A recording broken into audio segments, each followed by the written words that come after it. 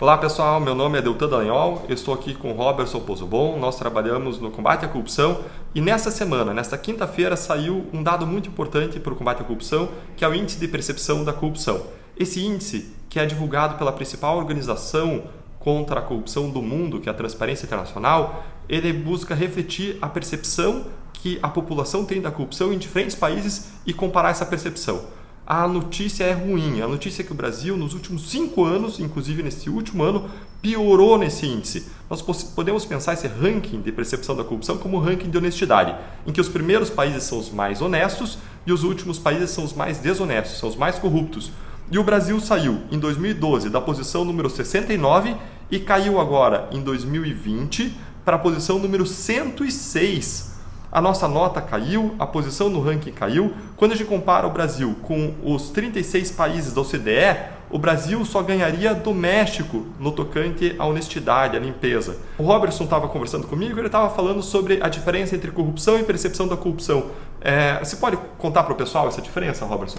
Então, como a gente conversava, a corrupção é um fenômeno muito difícil de ser precisado. Qual é o volume da corrupção? Não se sabe exatamente, justamente porque a corrupção é praticada nos ambientes fechados. Em segredo, né? O corruptor não sai contando para todo mundo, né? Então, o que se tem conhecimento são dos processos por corrupção, mas isso é só a ponta do iceberg. Todos os demais atos corruptos acabam não sendo conhecidos. Então, a pesquisa feita pela Transparência Internacional, ela revela a percepção dos cidadãos sobre a corrupção. Você percebe o seu país como um país com mais corrupção ou menos corrupção, né? E uma série de questionamentos nessa linha. E a forma como o score do Brasil nessa última pesquisa e nas pesquisas anteriores nos mostram que o Brasil tem sido visto pelos seus cidadãos como um país com muita corrupção. Dos 180 países pesquisados, o Brasil está na posição 106, ou seja, está na metade pior em termos de corrupção no mundo. Isso pode ser decorrente de um processo de maior responsabilização da corrupção no primeiro momento? Muito provavelmente sim. O que eu quero dizer com isso? Que a partir do momento em que grandes corrupções passaram a ser enfrentadas no Brasil, grandes corruptos irem ser responsabilizados... Foram reveladas, né? A corrupção foi trazida à tona por investigações e processos. Imediatamente depois a população falou, opa, no Brasil tem muita corrupção. Coisa que não estava vendo antes. Então Exatamente. Aumenta a percepção. Ou seja, a gente piora no índice simplesmente por trazer a corrupção à tona.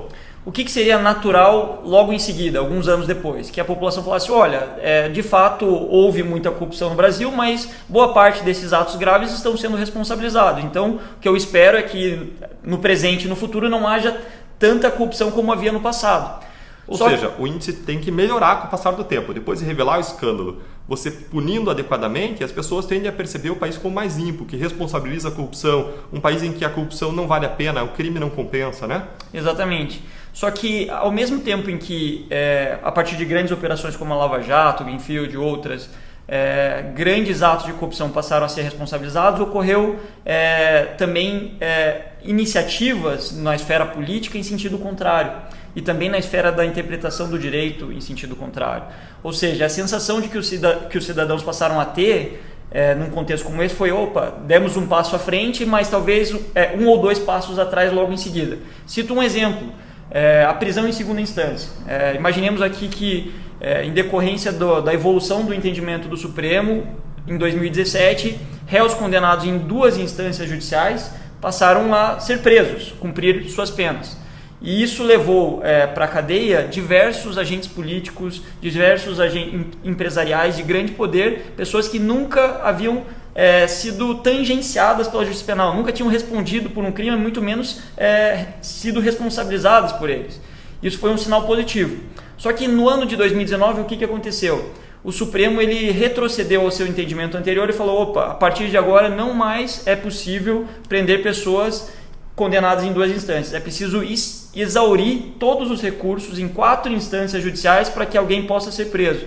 E qual foi a consequência disso? E pergunto isso só na Lava Jato, Deltan. A consequência é que a punição ela é enviada para as calendas gregas. E quando você passa a demorar para punir alguém 10, 15, 20 anos, você gera não só uma injustiça nos casos, mas você gera também a chance de prescrição e absoluta impunidade. E além de tudo isso, o réu que pensava e cogitava colaborar com a justiça não vai mais colaborar, porque quando ele tem uma larga avenida de impunidade, ele não vai devolver o dinheiro, ele não vai concordar em cumprir uma pena ainda que reduzida, ele não vai revelar novos crimes que ele praticou. Então, essa decisão, na nossa percepção, talvez seja um dos maiores retrocessos, existiram vários retrocessos, e nós vamos conversar sobre esse e outros retrocessos no vídeo da próxima semana. Vamos estar também abordando esse ponto que o Robertson tocou e vamos estar aprofundando isso. E essa visão do Robertson é muito coerente com o modo como eu penso. Quando eu olho esse índice da percepção da corrupção caindo, a gente piorando no tocante à impressão da sociedade quanto ao nível de corrupção na nossa sociedade, eu vejo o que o Robertson colocou. Vejo a sociedade percebendo o tamanho da corrupção, mas esse índice depois deveria melhorar, e o que acontece é que a grande piora do índice nos últimos anos acontece quando exatamente? Acontece em 2017, no final de 2017, quando a gente teve, nesse ano, a revelação de crimes graves que continuavam sendo praticados em nível de presidência da República. Quando a gente viu aquela mala, aquele agente público correndo com uma mala numa pizzaria com dinheiro, quando a gente viu em seguida mais de 50 milhões de reais sendo apreendidos em um apartamento vinculado a uma pessoa próxima ao presidente.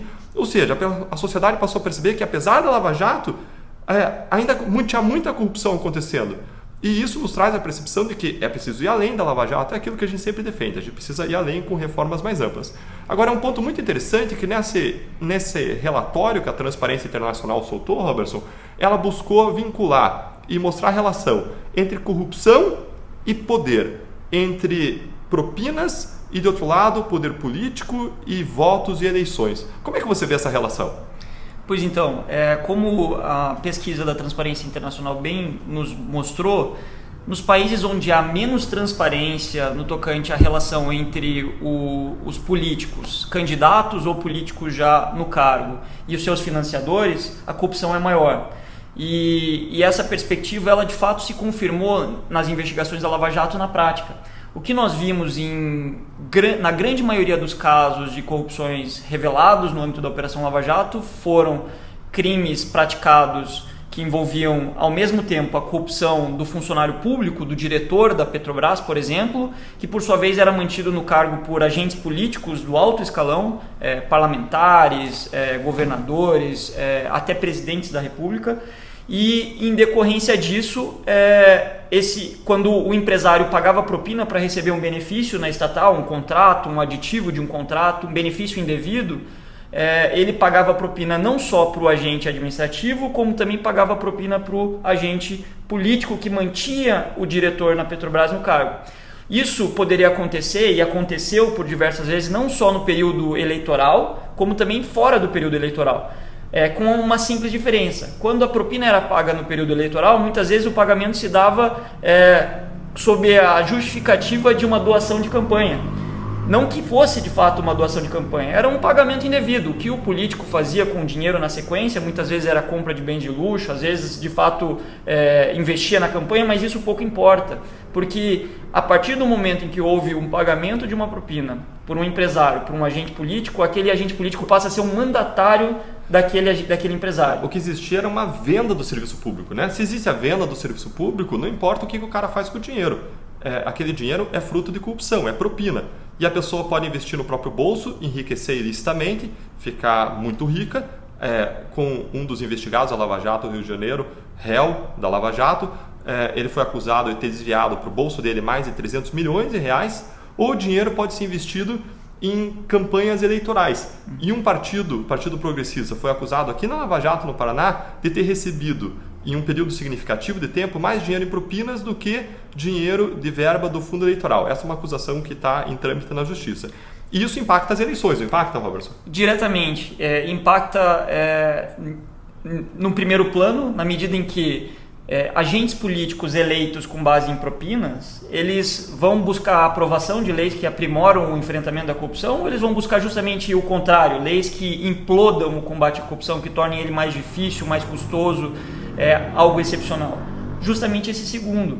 Então, muito do que a gente vê hoje é uma luta dentro do parlamento por políticos que se propõem a aperfeiçoar o sistema para que essa corrupção sistêmica acabe, e uma luta, às vezes, de políticos arraigados a práticas antigas, inadequadas, ilícitas que muitas delas assentadas no capitalismo do compadrio e que infelizmente votam igualmente. Então, um homem, um voto dentro do parlamento, e tanto aqueles que querem promover mudanças benéficas quanto aqueles que querem voltar a um passado retrógrado e corrupto têm o mesmo poder de voto. Então deixa eu entender, como você está colocando, a corrupção gera dinheiro, que gera eleição e alcance de posições de poder, e uma vez lá essas pessoas vão acabar atrapalhando o combate à corrupção, ou seja, vão tornar o ambiente mais favorável ainda para a prática e continuidade de práticas de corrupção, o que gera mais dinheiro, gera mais alcance de pessoas corruptas no poder, que gera mais atos de corrupção e um ambiente pior ainda para o combate à corrupção e assim por diante. Mas, embora o cenário seja ruim, a gente precisa reconhecer que é ruim, é preciso sim romper esse círculo vicioso. Quando a gente olha para o índice de combate à corrupção que foi divulgado nessa semana, a gente vê que está lá no topo, os países mais honestos do mundo. Aqueles que têm menos corrupção são os países nórdicos, como Suécia, Finlândia, Dinamarca, e a Suíça, Nova Zelândia e Singapura. E esses países eles estão se alternando no topo do índice de percepção da corrupção desde que ele foi lançado até hoje. Agora, quando nós olhamos para a história desses países, nós vemos que nos séculos 18 e 19 eram países em que existia muita corrupção. E eles conseguiram mudar. Agora, essa mudança não vai acontecer ao acaso. Ela vai acontecer se você participar dessa mudança. E nós precisamos ser agentes ativos da transformação da realidade. Nós estamos em ano de eleição e o principal poder que nós temos contra a corrupção é o voto. Nós precisamos investir tempo para escolher em quem a gente vota e nós precisamos escolher pessoas que estejam comprometidas com integridade e pessoas que estejam comprometidas em promover a integridade, promover leis que dificultem o combate à corrupção onde eles estiverem. Então, a gente queria encerrar esse vídeo dizendo para vocês que estamos numa situação ruim, mas tem esperança. Se a gente lá atrás, no começo da Lava Jato, dissesse não, é muito difícil, a Lava Jato não ia nem existir. Nós precisamos acreditar, caminhar, mas é claro, fazer a nossa parte. E você tem uma parte fundamental nisso. Robertson, quer acrescentar alguma coisa? Eu acho que é isso mesmo, doutor.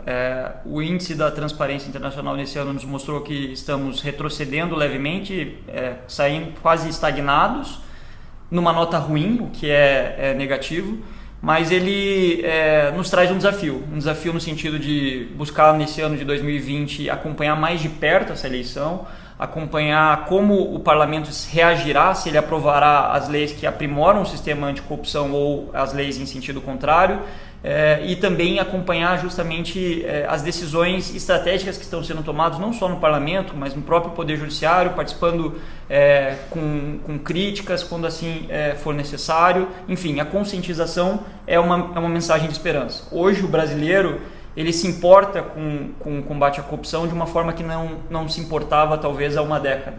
Então isso é muito importante e nos traz bons sinais. Sinais de que esse índice pode ser revertido e o Brasil voltar a ocupar uma posição melhor dentro de alguns anos. Assim, bacana. Pessoal, um grande abraço e vamos fazer uma sequência de vídeos conversando com vocês sobre esse problema, sobre como nós podemos caminhar para a solução, sobre exercício da cidadania e promoção da integridade no nosso país. Um abraço a todos. É isso aí, pessoal.